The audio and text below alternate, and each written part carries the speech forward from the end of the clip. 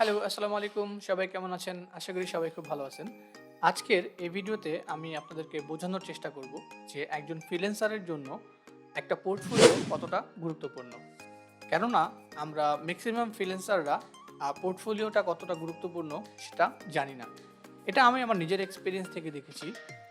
অনেক ফ্রিল্যান্সারই আছে যারা জাস্ট কাজের উপরেই ডিপেন্ড করে অ্যান্ড হচ্ছে তার স্কিলের উপর ডিপেন্ড করে থাকে।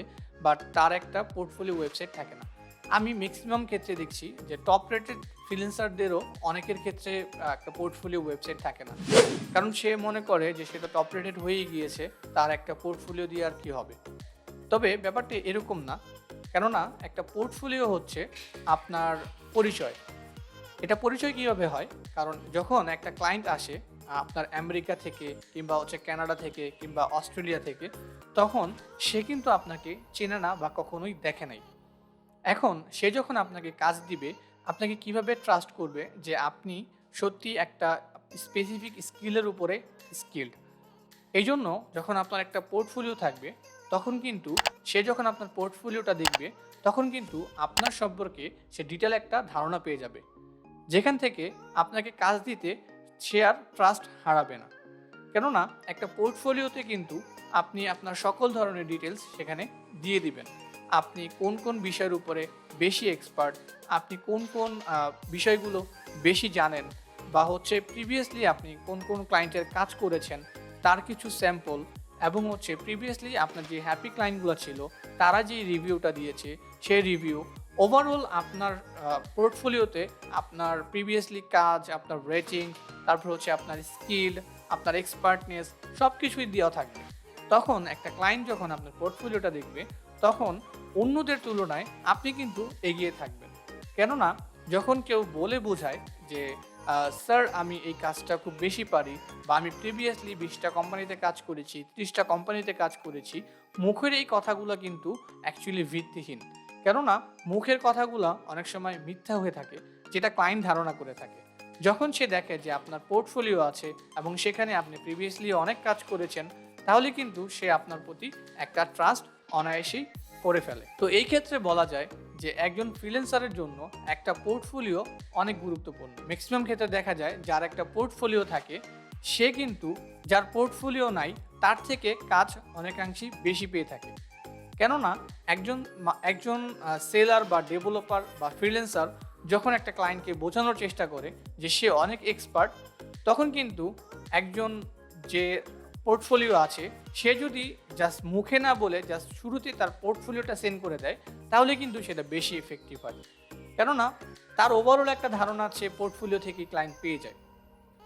তাই আমরা সর্বোপরি বলতে পারি যে একজন ফ্রিল্যান্সার, সফল ফ্রিল্যান্সার হওয়ার জন্য আপনার স্কিলের পাশাপাশি একটা কিন্তু পোর্টফোলিও থাকা খুবই গুরুত্বপূর্ণ। এক রিসার্চে দেখা গেছে ম্যাক্সিমাম ক্ষেত্রে একজন ফ্রিল্যান্সার তার পোর্টফোলিও থ্রুতেই কাজ পেয়ে থাকে। আমরা সর্বোপরি চেষ্টা করব যখন আমরা ফ্রিল্যান্সিং ক্যারিয়ারটা শুরু করব, তখন শুরু থেকেই আমাদের একটা পোর্টফোলিও ডেভেলপ করে নেওয়ার জন্য। তো আশা করি এই ভিডিওটা আপনাদের খুব ভালো লাগবে, এবং আপনি যদি কিভাবে একটা পোর্টফোলিও তৈরি করতে হয় সেটা স্টার্ট টু এন্ড জানতে চান, তাহলে আমার এই ভিডিওতে কমেন্ট করতে পারেন এবং আমার ভিডিওতে একটি লাইক করতে পারেন।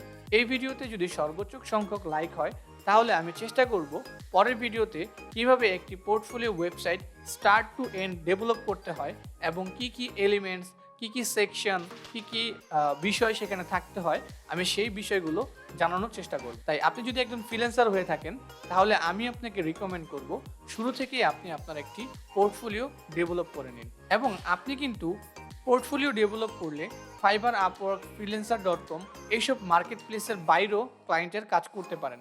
সেক্ষেত্রে কি হবে, আপনি যদি আপনার পোর্টফোলিও থ্রুতে একটা ক্লায়েন্ট নিয়ে আসতে পারেন, মার্কেট প্লেসে হচ্ছে আপনি যে চার্জটা তাদেরকে দেন, আপনি কিন্তু সেই চার্জটা আপনাকে দিতে হবে না। কারণ আমরা জানি ফ্রিল্যান্সার বা হচ্ছে আপওয়ার্ক, ফাইবারে কিন্তু অনেক বেশি টাকা কেটে নেয়। যখন আপনি একটা জব কমপ্লিট করেন, তখন কিন্তু তারা সেই জবের একটা পার্সেন্টেজ কেটে নেয়।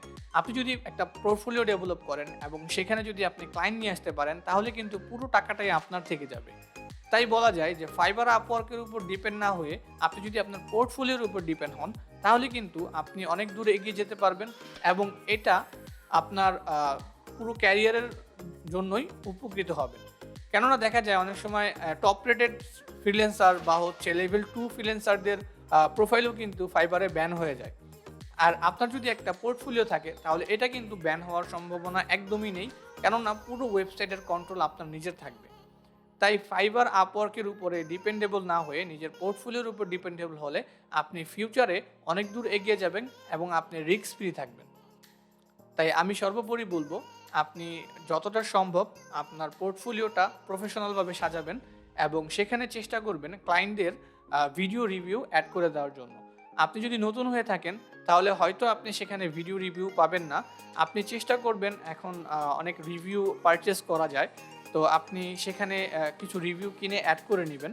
যদিও এটা না করাই বেটার, কেননা হচ্ছে পেইড রিভিউ আপনি যদি সেখানে দিয়ে রাখেন সেটা আপনার জন্য হয়তো ফিউচারে ভালো হবে না। কেননা আপনি যদি পেইড রিভিউ দেন তাহলে আপনি নিজেও বুঝতে পারবেন না যে অ্যাকচুয়ালি আপনার ক্লায়েন্ট ওয়ার্কগুলো কেমন হবে। তাই আমি বলবো যে শুরুতে ভিডিও রিভিউ অ্যাভয়েড করার জন্য, যদি একদমই আপনি কাজ না পাচ্ছেন বা হচ্ছে ক্লায়েন্টের ট্রাস্ট না নিতে পারতেছেন, তাহলে স্টার্টিংয়ে আপনি কয়েকটা রিভিউ দিয়ে রাখতে পারেন, বাট পরবর্তীতে আপনি সেগুলো রিমুভ করে দিবেন যখন আপনার অ্যাকচুয়াল ক্লায়েন্ট থেকে আপনি ফিডব্যাকগুলো পাবেন। তো আজ এই পর্যন্তই। আশা করি আপনি অন্যান্য ভিডিওগুলো আমার দেখবেন এবং সেই ভিডিওগুলো যদি আপনার ভালো লাগে তাহলে অবশ্যই সাবস্ক্রাইব করবেন। আজ এই পর্যন্তই, দেখা হবে অন্য কোনো ভিডিওতে। Thank you.